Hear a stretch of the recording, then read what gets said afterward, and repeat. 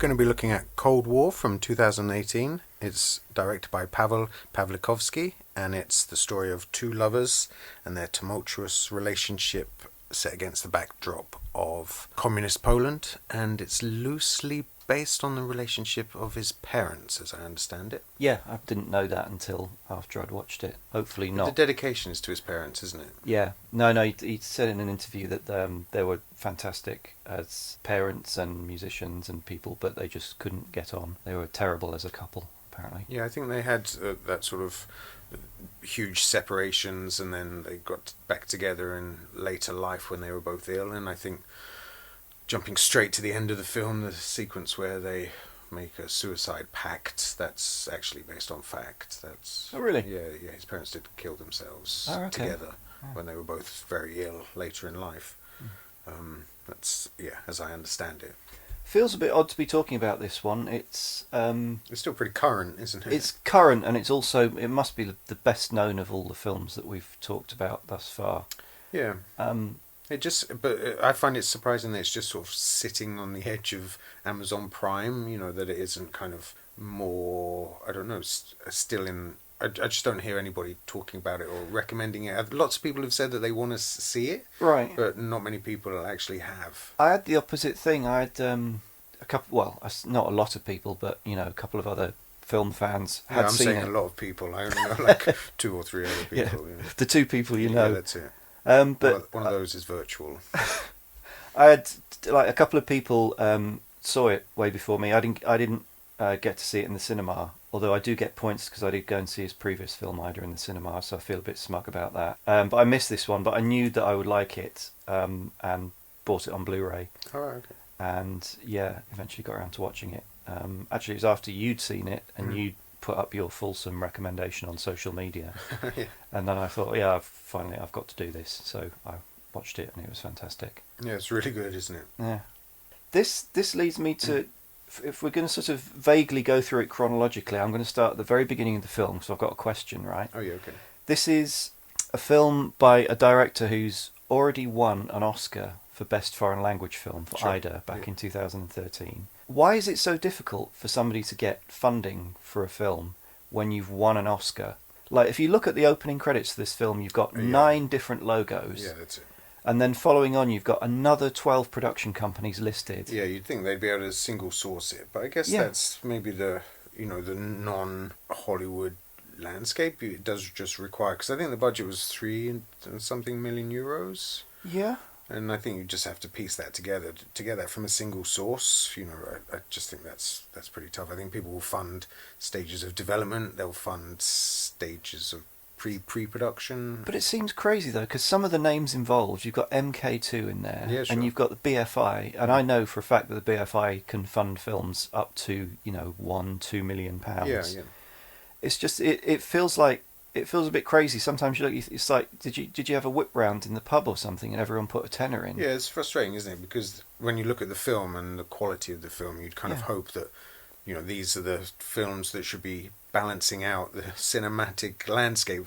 When you go to the multiplex, it should be sort of 50-50. Yeah. And these films are the ones that should be profiting from, the blockbusters. But I just don't see that there's that sort of, I don't know, communist, sharing of the pot for filmmakers out there. Especially to get to a budget of that kind of level. I think maybe if you were doing something low budget, 500 grand or something, you could probably single source the funding. But I think once you sort of get to this kind of level of ambition, you're just going to have to piece it together. Yeah.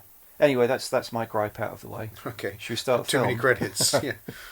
Referring back to Ida, I think that has a loose autobiographical connection as well, doesn't it? Because Pawlikowski was raised Catholic, is a Catholic, but found out that his maternal grandmother was Jewish and died in the concentration camps. Oh, okay. So I think, maybe a spoiler for Ida, but I think, him going back to Poland after spending so long in the UK, I think is about looking at his roots. It's a difficult one to talk about, this one, for me, not for emotional or dramatic reasons, just because it's one of those films that seems perfectly formed. Yeah. You can't really prise it open in any way. No, I think it's almost like you just sort of look at it and go, "Isn't it good? You know, isn't this scene good? Isn't that scene good?" Yeah, that's how it felt when I was watching it. I was just really blown away. Yeah, I broke it down, like my notes are broken down into different aspects, like photography and performances and character and stuff like that. Tick, tick, tick. But everything, it's one of those films that seems to have emerged like perfectly formed from a mind that's in working at absolute full steam, like with every shot and every cut and every performance and every line perfectly formed. Yeah. So where do you begin? I know. Having watched it twice now, it staggers me that it's so like disciplined in its technique, but so like light of touch. You know, it feels really unforced.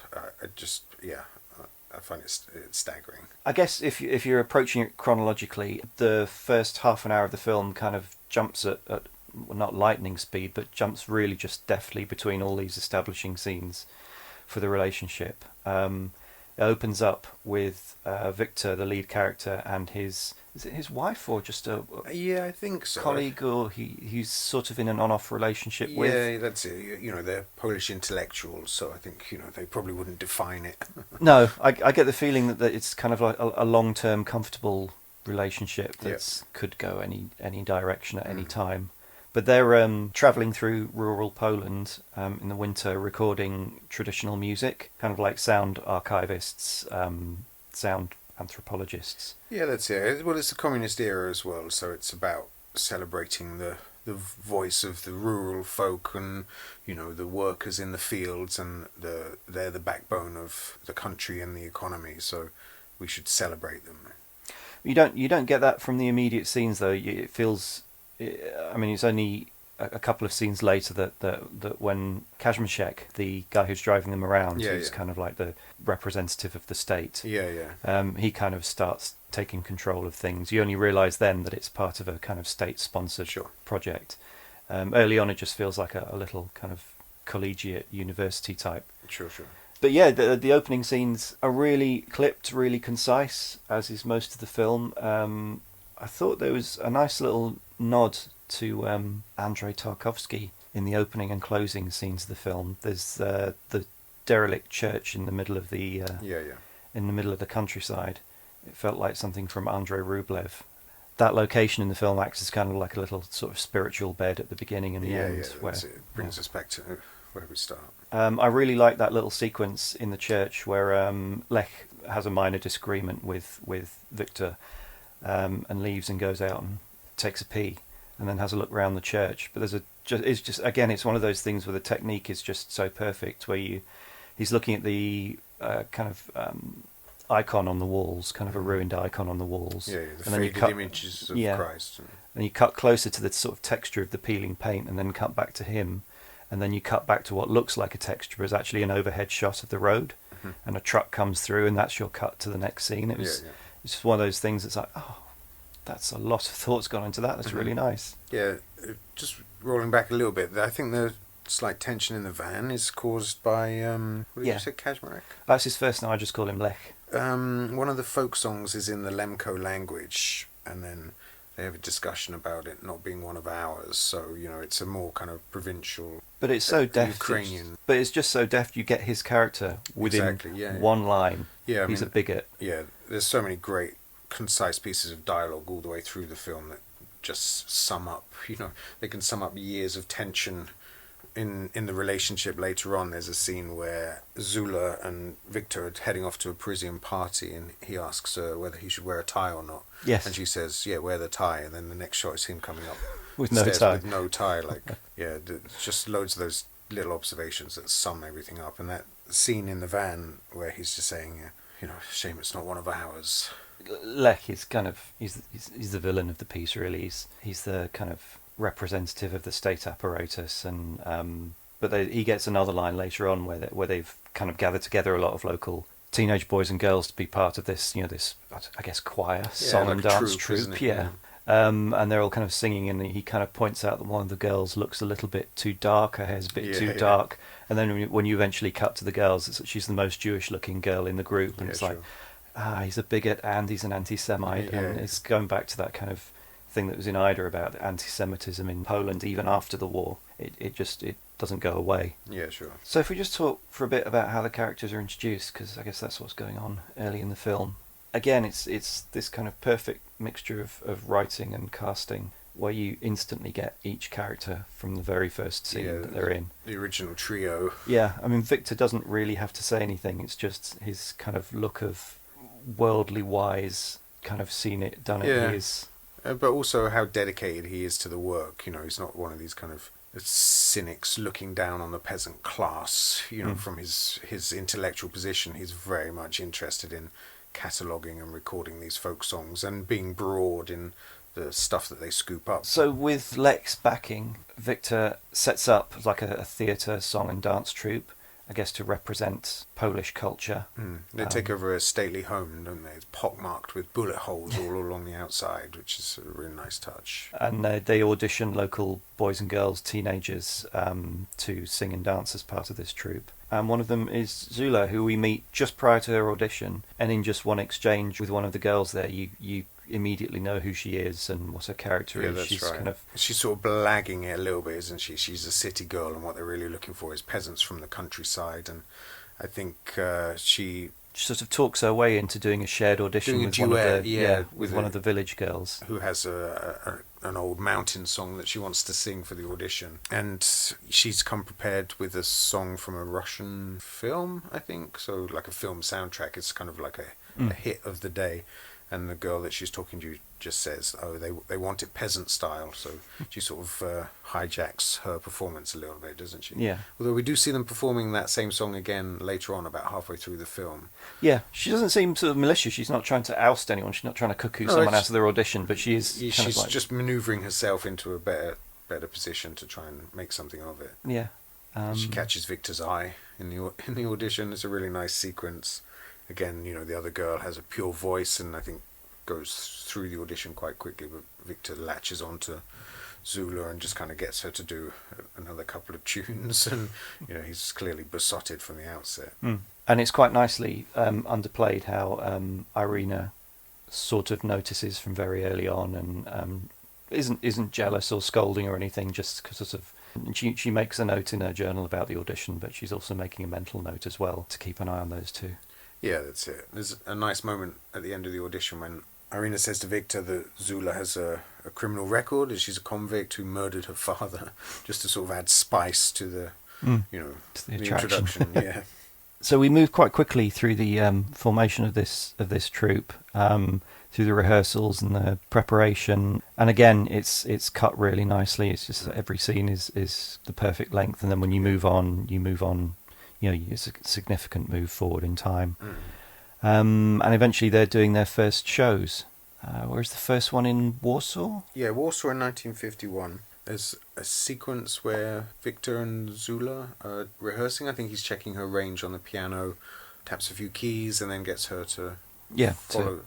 And that's when he asks her about her killing her father. And she has a really nice line where she says, my father mistook me for my mother, so I used a knife to show him the difference. Yeah, that's it's a standout line, isn't it? Yeah, it's really strong. Yeah, I found that was a really nice scene where, you know, we see that she does have talent. You know, she isn't just there on her looks. You know, she has a voice. She can follow the range, and as we see the troupe improving, we see her rehearsing, doing the traditional dances, and you know, I think it's important to show that she is a talent. Oh, she's hugely talented, yeah. And then we have the first performance in Warsaw in 1951, which has one of my favourite shots in the film. Is it against the mirror? It's against the mirror. So good, isn't it? It's perfect. And the fact that it's not enhanced with a zoom, or it's yeah, that's it. You don't even register it at first. It's not tricksy at all. But as you're watching it and you let the shot kind of... You sink into the shot. You see Zula reflected and her eyes on Victor, and you see Irina, you know, just what she's like, oh, I've had enough of this or something, and she leaves. Yeah, she just kind of steps aside, but it's a brilliant visual metaphor as well for her stepping aside. And then, you know. But then Kaczmarek steps in as well, doesn't he? And he's crediting Victor with being a genius, and you know, I think it's won Kaczmarek lots of praise with the party, you know, this whole process. I was really enjoying this first section of the film as well, because I hadn't listened to kind of close harmony Eastern European music for a long time. There was, if you're of a certain age, there was a CD that came out in the mid-80s, which was very similar Bulgarian music. Okay. It was Ivo Watts Russell, who used to run 4AD Records. He heard, I think it was towards the end of a recording session, and Pete Murphy from Bauhaus was around and was playing this old third generation cassette tape of these Bulgarian kind of close harmony traditional songs. Oh, yeah, okay. And Ivo just went mad for it and hunted down the originals and licensed them and released them as a CD. Oh, wow. Like Les Mystères de Voix Bulgaria or something. Oh, right, okay. And it became like as world music was like a fledgling genre at the time, it became like a world music phenomenon. There was a second volume released, and then on 4AD, and then there was like touring shows for it. I think there's a touring show this year doing the festivals with Lisa Gerrard from Dead Can Dance singing with them too. Okay, wow.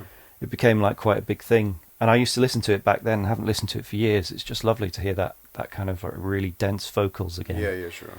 Yeah, and I like all those the big traditional dance numbers, you know, with them spinning around, whirling around, and leaping and jumping and stomping. It's definitely something, you know, it feels like very foreign to me to watch that stuff. I find it quite exhilarating. Yeah, it's really joyful, exhilarating music, but then like perfect dramatic turn of the screw. Almost the immediate scene following that is a meeting with somebody senior from the state, saying, you know, effectively, as much as we really enjoyed this, full of praise, but yeah, it's time to turn this into a propaganda tool and start writing songs about Stalin. Yeah. And it's like crop rotation or something, isn't it? Which I honestly wasn't expecting. It was quite devastating to watch. Yeah, but then also it sets out the characters, doesn't it? So then, you know, we see Kaczmarek in context. We know exactly now what his ambitions are. We see Irina's integrity and her sort of reluctance to bend the troupe into something other than celebrating the traditional music. But we also see Victor silent.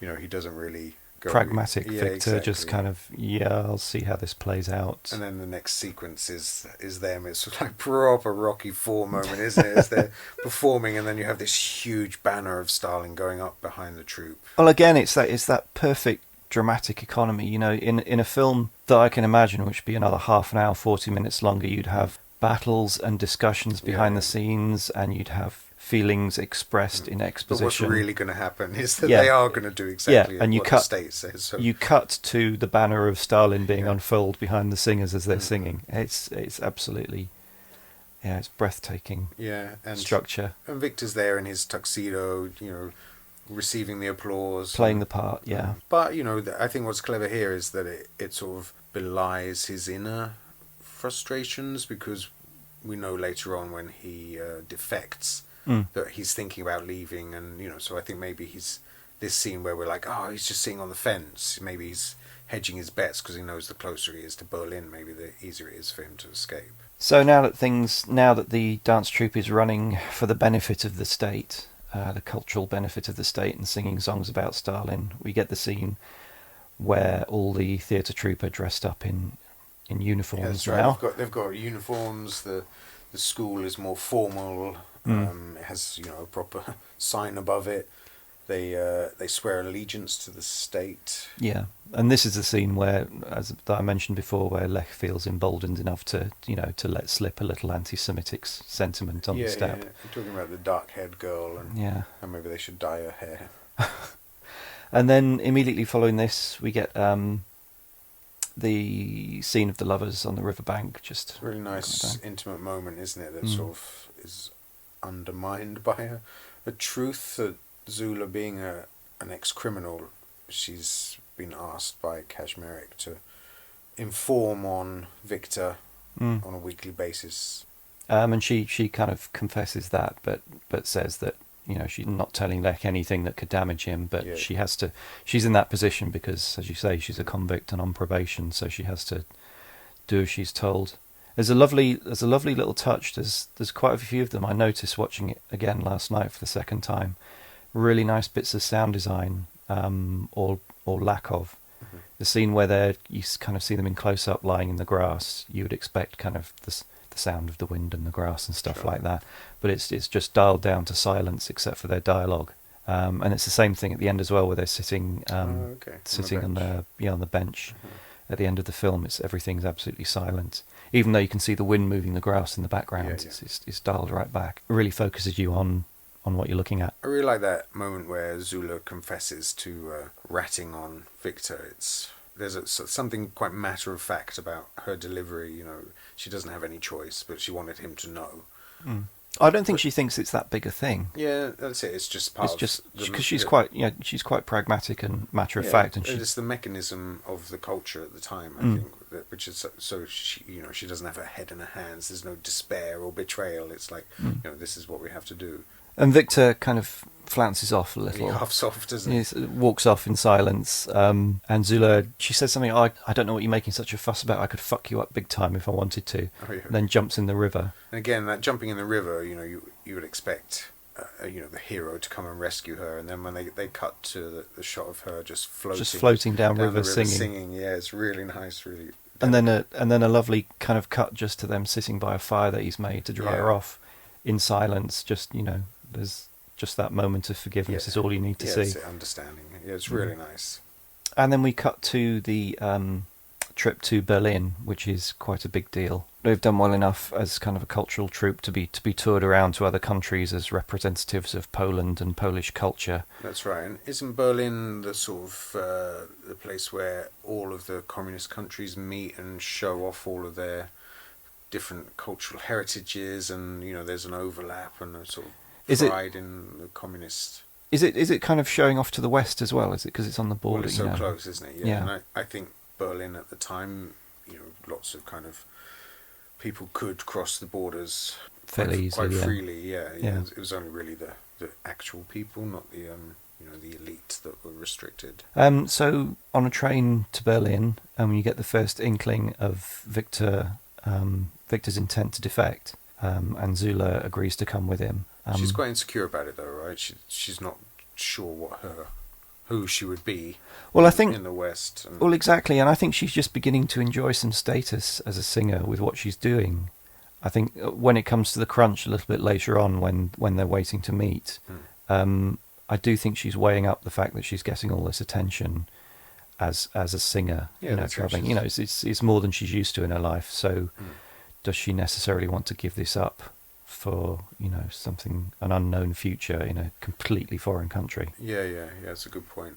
There's a really nice scene on the train as they're heading towards Berlin. Another clever mirror shot with Kaczmarek addressing the troupe, and he stood in front of a mirror, so we see them all reflected. They frame him up perfectly. It's like one of those collages made up of hundreds of faces.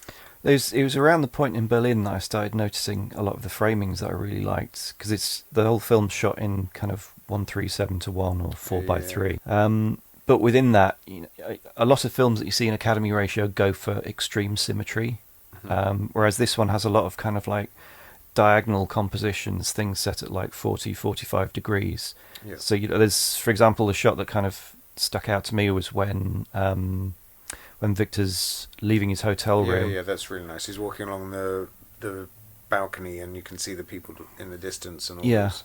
Yeah, it's really nice. Where I guess some people might frame it symmetrically or something, but he's just angled off to the right of frame, and because the perspective is leaning like 45 degrees off into one side. There's a lot of really nice framings like that, which I was nodding appreciatively at. Yeah, that's it. Yeah, all the choices just feel really solid, don't they? Yes. It's a nice sort of cross-cut sequence, the defection, I think, because we know Zula's hesitant and we know Victor's committed. There's a really nice shot of him in his hotel room just before he sets off, and behind him there's a mural of an ice skater. So this idea that he's on thin ice, I think, is there visually as he picks up his case and walks out. He does get like 2 or 3 good kind of pensive moments on his own in a hotel room or apartment before he makes a decisive action, doesn't he? Yeah, he's a really great presence in the film, I think, Thomas Kott. He's got a great soulful face, and you kind of feel, his thought processes. He's never just sort of blank, is he? It just feels like there's lots going on in his kind of his manoeuvring and his emotions. It feels like. But he's terrific with his body language as well, because Victor's quite a quiet, understated character. You know, he doesn't say a lot, but immediately, I mean, I'm jumping ahead a bit in the story, but there's a marked difference in his appearance and body language between when he's in Poland, where he's quite confident and he's, you know, assured of what he's doing in his place. But then when you jump forward a couple of years to when he's living in Paris, you can just see his body language has changed so much, because he's you know, he's working, but he's still not. He's less secure. Yeah, he's less secure, less confident, and his bearing's slightly different, and he's a bit more dishevelled. I think she actually says that to him at one point, doesn't she? You were a different man in Poland, and we see him in Poland, tuxedos, straight backed. Yeah, he's confident. He's kind of he's an authority figure in Poland, isn't he? He's a teacher and a tutor and a composer. Yeah, but in Paris he's just another itinerant musician, really, isn't he? Yeah. But Tomasz Kot really sells it without having to explain that or make it clear in exposition or anything at all. It's just there in the character's bearing. Mm. Yeah, so we see Victor head to the border with the French sector, which is where he's going to cross over from East to West Berlin. At the same time, we're waiting for Zula to join him, and she's kind of looking in the makeup mirror as Kaczmarek finds her and says, you know, come and meet. Yeah, and then she's being touted around with the German officials and soldiers. Yeah, he's showing her off, basically. And she's certainly not enjoying it, but she's aware of the attention. You know, she kind of happily enjoys a dance with a soldier. I think she also knows that Victor's waiting at the border, so she can't really just forget it. Not now, anyway. But there's the weighing up between, you know, what she's enjoying in life now and stands to lose, and she doesn't turn up. Yeah, he crosses alone. Crosses alone into West Germany through the film's one lavish digital shot. Yeah. You can spot it, can't you? Yes. It's a shame that. No, it's really nicely done. It's just, you know, it can't be anything other than that, can it? Yeah. Not without another 500,000.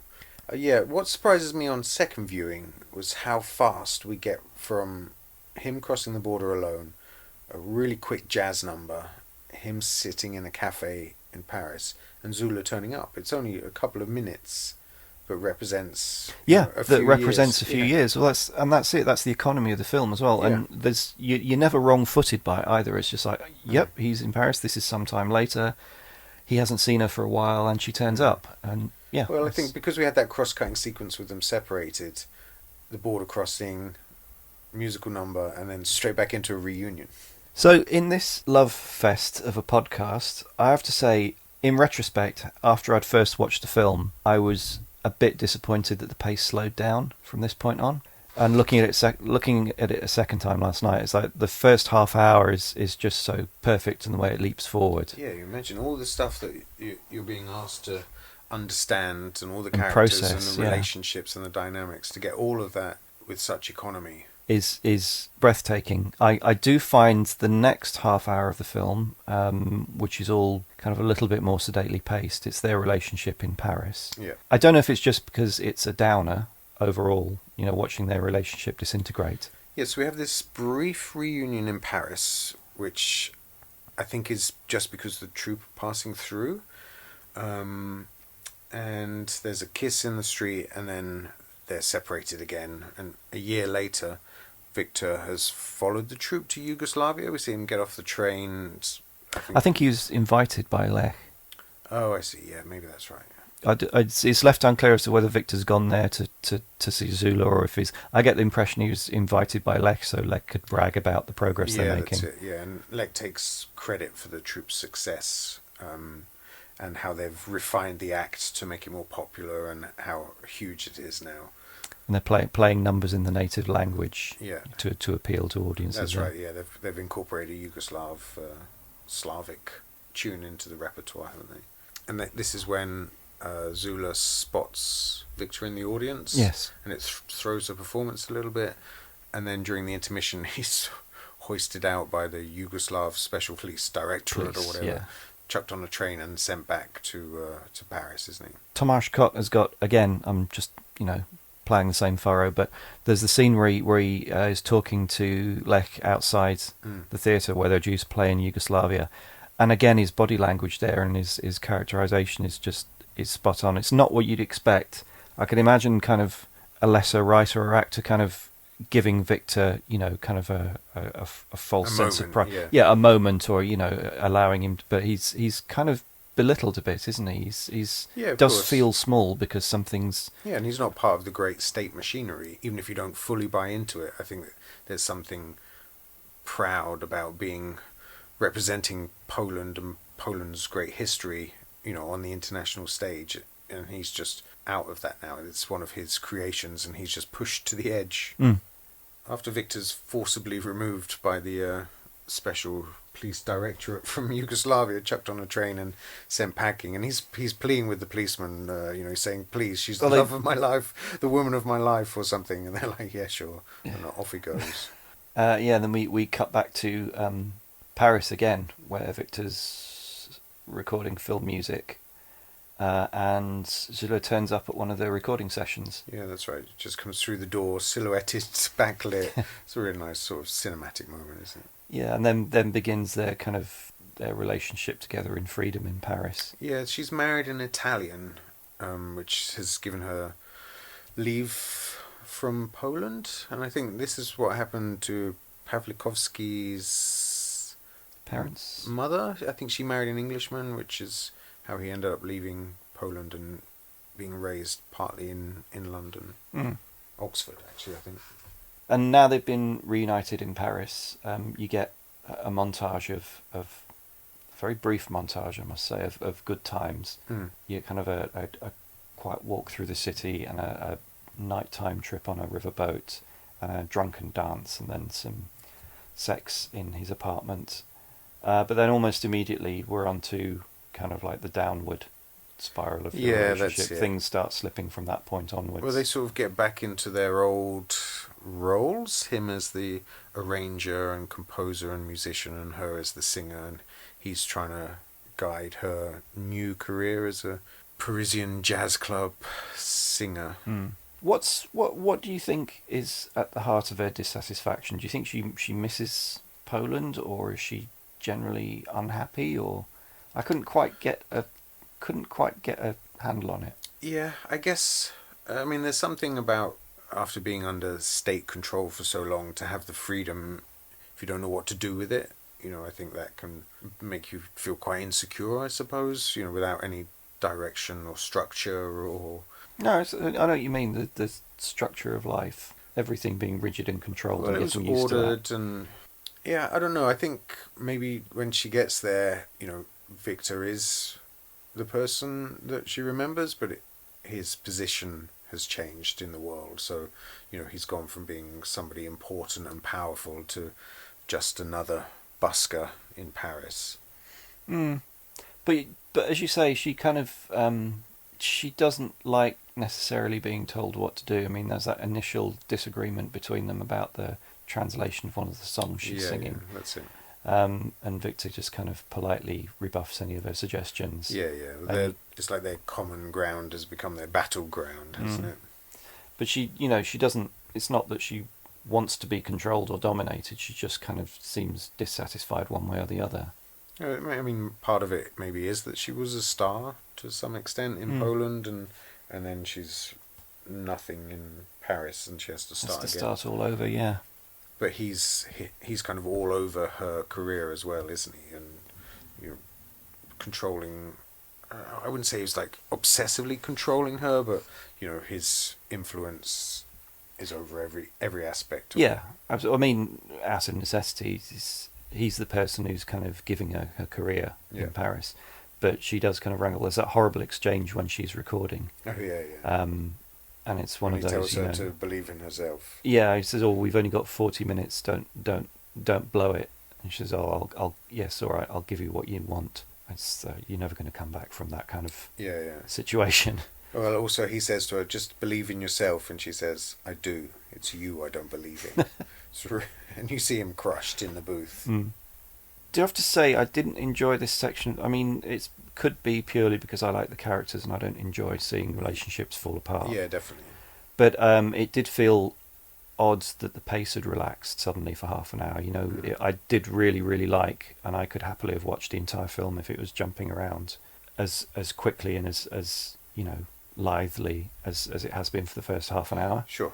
The fact that it slowed down so much, and it sort of became... It's slowed down, and it's looser as well, isn't it? Which I think is maybe just a reflection on where they are and how they're living.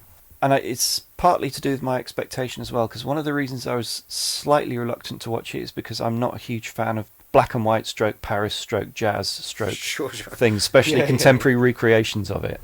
And that's very, very much what the film was sold as. Yeah. I remember, like, my impression of the film was that it was the two of them being sort of like, jazz stars and having a rocky relationship, very, very much like a watered down or less spicy version of what we actually get in the film. Yeah. And this section of the film is, what it was sold on, and it's the least enjoyable part of the film for me. I like it when it picks up the pace again later on and starts moving through their later life. But having said that, it's still very, very good. I'm not knocking it. I was just enjoy it less than the first half hour. Yeah, but I think you're right that there is something really uncomfortable about watching these characters that seem to have gone through so much to be together, and once they're together, the dissatisfaction and the sort of the friction between them, it's really uncomfortable to watch, and you are kind of saddened by the inevitable separation that's coming. It's really good though. It has a great deal of integrity. It doesn't play the... I mean, I know that that Zula does kind of try to provoke him into jealousy by saying that, Michelle, one of his French friends, fucked her 6 times in a night. I don't think that's true. I think she was just winding him up, and she does try to enrage him that way. But it doesn't, she's not... It doesn't play on any of those sort of the usual points that you get in this sort of drama where one is unfaithful and the other one eventually finds out and the relationship falls apart that way. I think Victor's kind of guilty of having her as his trophy a little bit. We see him, he takes her to the party and, ditches her straight away for a conversation and then exaggerates about her and makes up stories about her past to make her seem more interesting. Yeah, she meets Michelle for the first time, and he knows all about her killing her father and this thing about her dancing with Stalin. It's just, and that she married an Italian Duke. Apparently, it's all these exaggerations that. Yeah, that's it. Yeah, and he says at the end, like, "Oh, Edith Piaf was raised in a brothel. I just wanted to make you more interesting." Again, he's commoditized her. And I think with Zula, there's something about her. Being raised under the control of the state, but having all of that, not freedom, but, once she's defined her place within the machinery, I think she's quite free to a certain extent. Yeah. And I think not having that, when she gets to Paris, she's sort of pushing back against Victor trying to define her. Yes. And she kind of confronts his ex-lover and... He's a very, very casual ex-lover of his that, who's, the but who has poet. a sort of fingerprint on the work that she's trying to do. So it feels like she hasn't defined any of her Parisian reality herself. It's all been under Victor's guidance. What I'm trying to say is that under the state, she had more freedom than she has under Victor's control in Paris. Yeah, well, as you were saying before, once you know the boundaries and once you know the terms of how you can live, then it's easy to live kind of freely within that. Yeah. But when everything, you have just the crushing... It's a tricky one, isn't it, to sort of encapsulate. There's a really nice, relationship moment for me, just before he kind of whacks her in the street, that thing where he gives her the record that they've recorded together, and he says, "Oh, our first child," and hands it to her, and she ditches it in the street and says it's a bastard. But by doing that, he's also dismissed all of that work that they did in Poland, all of that, true, the troop and all of that stuff, which I think is, at that point, still kind of her crowning achievement. I think we see her earlier on looking at the record, and you can see that she's recognizing that it's something of value, something important, and I think she actually takes the record back to Poland, because Kaczmarek mentions it 10 years later, doesn't he? He talks about re-recording it. The scene immediately after the party in Paris, where they all go to L'Eclisse, the jazz club that Victor plays at, and he's still schmoozing his new French friends, and she's left drunk at the bar on her own, bored out of her mind. And then Rock Around the Clock comes on. She immediately perks up and gets up and dances to it. And it's really nice. It's got one of the kind of the longest moving shots in the film, because a lot of it's, apart from a lot of kind of carefully composed moving camera shots where exactly it's kind of handheld and it's a bit freer and everything. There's still a nice bit halfway through the shot where she's dancing with some guy and then his girlfriend comes over. Yes. There's a really nice sort of musical exchange there as she reclaims her boyfriend and sends Zula back into the throng. It's just really nice moments that let you know this isn't improvised. It's still meticulously crafted. I really enjoyed that, despite it being a trailer moment. I can just imagine way more emphasis placed on that scene than it deserves in the trailer. Sure. But I really like kind of the way the camera just kind of came to life and was allowed to move for that scene. And I guess we're coming up to the final breakup really after this, aren't we? Yeah, so I think in terms of the actual narrative structure, after this we get the recording studio with all the sort of bitter resentments. They argue in the street. Victor whacks Zula after she says she's fucked his friend 6 times in one night, and then I think they both know that that's the end of that chapter, basically. Yeah.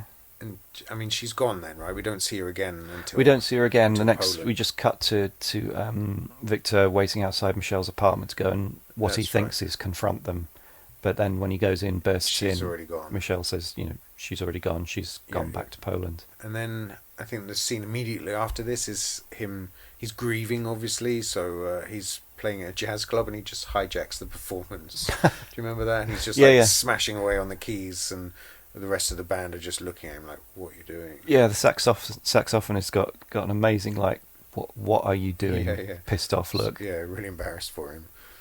And then I think he's straight into the consulate, isn't he? Asking if there's some way for him to get home. Yeah, the consulate are kind of incredulous that he would want, kind of confides in him. I mean, why would you want to leave this place? Why would you want to go back? And then you get the standard kind of, well, you could stay here and you could spy on your friends for us. Or it's quite a nice moment, this, because I think we're set up to believe that if he does a little bit of informing, then he'll be able to return home, no problems, no questions asked. And instead he's in like a labour camp, isn't he? He's working in a quarry for 15 years. Yeah. He's been sentenced to 15 years for spying for the British. Yeah, I think it's just a trumped-up charge in order to get him in prison. Yeah, that's it. So you think he's found an easy way back to Poland, and it's the opposite. His head's been shaved, his fingers have been smashed. It's not. I did like the way that's not made explicit. You kind of glimpse it in things. That looks a mess. Little fingers facing the wrong way. But you don't get kind of a lingering close-up or a shot for despair. exposition. He hasn't got his head in his hands, sobbing about the loss. He's just happy to see Zula when she visits him, and she has that nice moment. It reminded me a little bit of the Getaway. Have you seen that? The Steve McQueen, McGraw, where she has to work out what to do to get him out of prison. And in this one, she ends up married to Kaczmarek. Yes. Having a child with him. Having a really miserable child. Clearly the child of a very unhappy marriage. Yeah. And also, there's a really nice... So we cut, I think, from the Gulag, where they've sort of been reunited, and she swears to get him out, to her on stage in a black wig, performing some sort of like Spanish... Yeah, cha-cha-cha type number, which shows that maybe Poland is relaxing a little bit as well.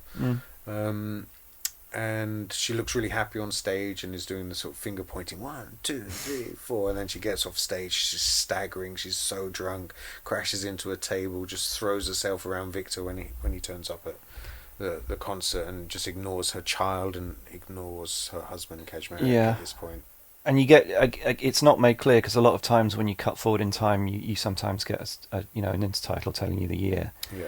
Even though it's not made explicit, I think a few years have passed now, because she's a lot heavier, and she has a young child. His hair's grown back as well. Yeah, I mean, I think it's probably a good 4 or 5 years later since they met in prison. I don't think she got him out of prison instantly, but the time has taken its toll on her as well. Yeah, so I think it was 1959 he's in the labour camp, and in 1964 he's out. All right. That's a good so guess. I think there is a title card somewhere around there, and you can see how much she hates herself for marrying Kazmarek. Mm. And then that's it, really, isn't it? It just sort of. Well, yeah, but then it takes. I wasn't expecting it to end the way that it did, and I do really appreciate now the way that it sets up that church as kind of like a place of solace and quiet, and then returns to it later in the film. And I did spot another little possible Tarkovsky reference. Oh, yeah, okay. When it's the very last shot. It's when they're sitting on the bench and get up to go to cross the road. It stays on the field of grass, and then you just get there's a shot in Tarkovsky's Mirror. It's quite a long take where the mother character, it's an autobiographical film, semi-autobiographical, and the mother character represents his mother, and she's talking to a soldier who's just passed by, and then they leave the frame, and you get this amazing kind of wave, just pure luck captured on camera. This kind of wave of wind across the grass comes sweeping towards you, and there's similarly there's one of those just after they leave shot, which I don't know if it was intentional and slipped in there in post or just a happy accident. But yeah, it's a nice sort of closing sequence, isn't it? From the moment she comes off stage and they're in a bathroom together after she's sick. She's a bit sick, so he has to see her. And they just both realise that they need to escape from this life, in every sense. That's it. And instead of absconding again and trying it somewhere else, they just decide on eternity and go somewhere quiet and kill themselves. Well, again, I think practically the options had narrowed down. You don't really think of it when you're watching it, but you realise now the options are narrowed down to she can't leave the country again. He can never leave the country again. They don't have those freedoms that they had when they were in the position they were in before. It never worked when they left Poland, so it's closed down to this situation. But it was still surprising. And satisfying. It's not often a double suicide leaves you feeling joyful. I think it's possibly as well that I wasn't expecting this complete narrative closure. Yeah. I think because you know that it's a story of a love affair that goes on for years and years and years. You don't actually expect to get that closure. You expect them to, rubbish comparison, but Annie Hall, they eventually separate and go on and live their lives knowing they're better off without each other. Yeah. But in this case, it is properly concluded. Yeah, and a really nice sort of end shot as well. That how do you deal with two people dying together? Just have them sit on a bench quietly, and then one of them says to the other, "Let's cross over. The view's going to be better from over there, from the other side." Yeah, they just exit frame, and that's it done. It's such a beautiful ending, so simple.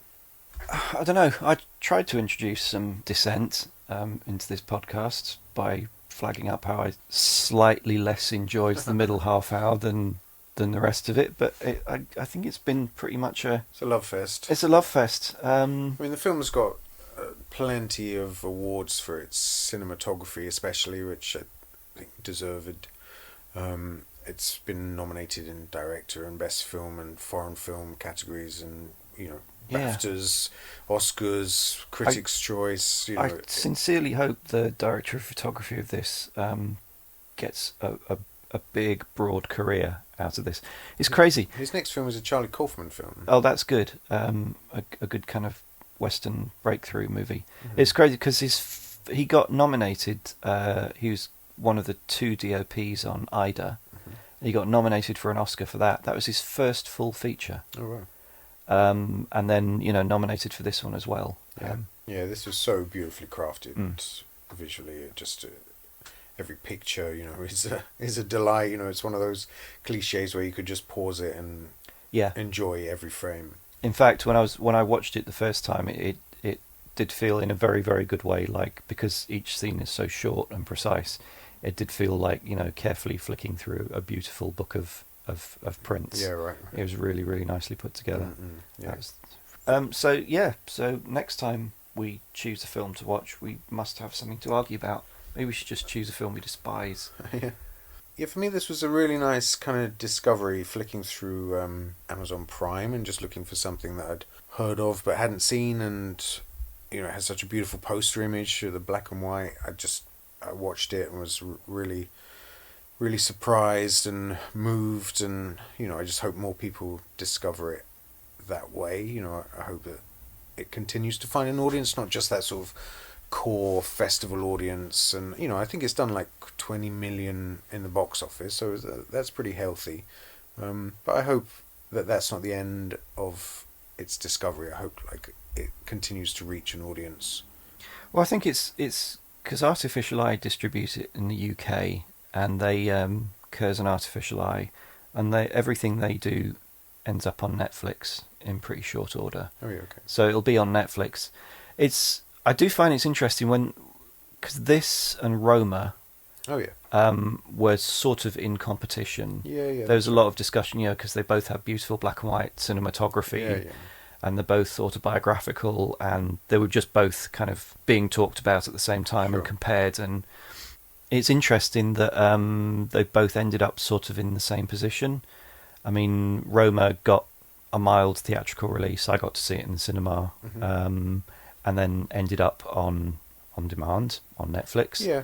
And I then think a lot of people watch Roma on Netflix. I think they timed the release with the Oscars, and I think it was a very clever, calculated strategy. But in terms of where we stand now with its position, it is still another film on Netflix. I think that wave has come and gone, and it's just another film that's there for people to watch. In the same way that this is, it's been through its theatrical release, it's made a bit of money, and it's just it's sitting there on Amazon Prime and then eventually Netflix as well. Yeah, and I think that's its place now, really. I mean, it's not where it deserves to be, but sure. It's like it's another video on the shelves at the virtual blockbusters, isn't it? Yeah, I guess.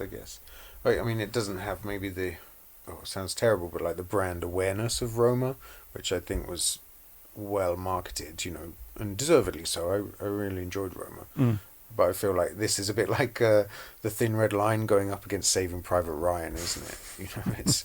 It's a shame that people will watch. If you had to choose one foreign language black and white movie, you'd choose Roma, and maybe you wouldn't see Cold War. I think that's a shame because it's such a great movie.